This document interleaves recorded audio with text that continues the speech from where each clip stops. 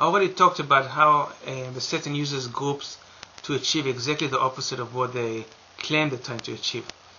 And I want to talk about Jews for Jesus and Messianic Jews. Now those two groups, it's not exactly a group, it's more like umbrella.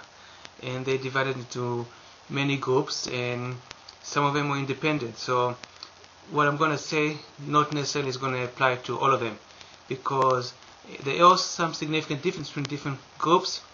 They might have few groups in Tel Aviv, and they might believe in different things, belong to different organization, or maybe even have different doctrines. Jewish for Jesus and Messianic Jews, like any other group, there's the people and the leadership, and normally, and that's something that you'll find very often, the people are normally like good people, and it's normally the leadership that messes things up. And a lot of it is because many groups today, the leadership is basically Moors or traitors that belong to the secret societies. So when they talk about groups, you normally talk about the dominant forces, which is the leaders, and most people do follow the dominant forces, but it doesn't mean that it's true about the majority. That's a big difference between the majority and dominant, and you'll see it in a lot of groups.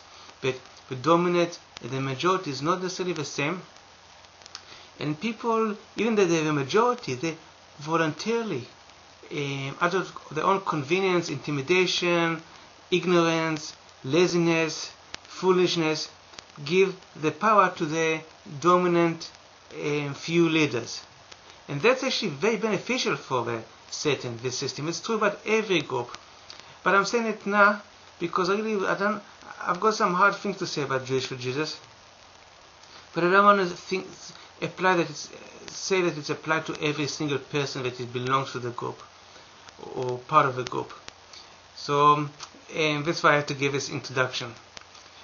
Jewish for Jesus basically, although they claim they want to bring Jewish people into their faith, they're doing exactly the opposite, and it's not by coincidence. Their job, their mission, even unconsciously, and probably known by very few people at the end, is to present the gospel of Yeshua in such a way that will cause the rabbis to feel more sure about they being correct, to actually build the confidence of the rabbis. And that's what Jewish for Jesus have been done for the last dozens of years. And I've noticed that in the 90s I was so frustrated and amazed by this. I didn't understand why they're doing it. And obviously the Jewish for Jesus will deny that. I mean, there's no doubt about it. But I saw that that's what they're doing, and I just couldn't understand. And I'll talk later about my personal story, and that will be a big dominant part in my story. I just couldn't understand what's going on there, why they would act and talk and teach things in order to build the confidence of the rabbi. And only now, by the end of 2007, when I learned about the secret societies, I finally realized that they are more in this Jewish for Jesus, and they're purposely trying to build the rabbis' confidence and strength, and mislead the rabbis to believe that they are the ones correct. And they do it in a very simple way. Exactly as the people that believe in the evolution theories make sure that the six-day creation theory would have confidence, and the people that believe in a six-day creation theory make sure to build up the evolution theories people by just making enough mistake to build the other side.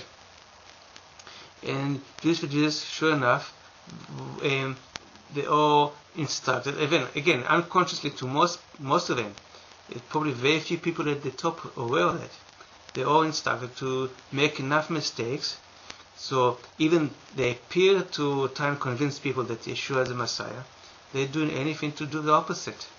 And every time a rabbi talks to Jewish for Jesus, he gets more confident that Judaism is correct and the New Testament is wrong because of that syndrome.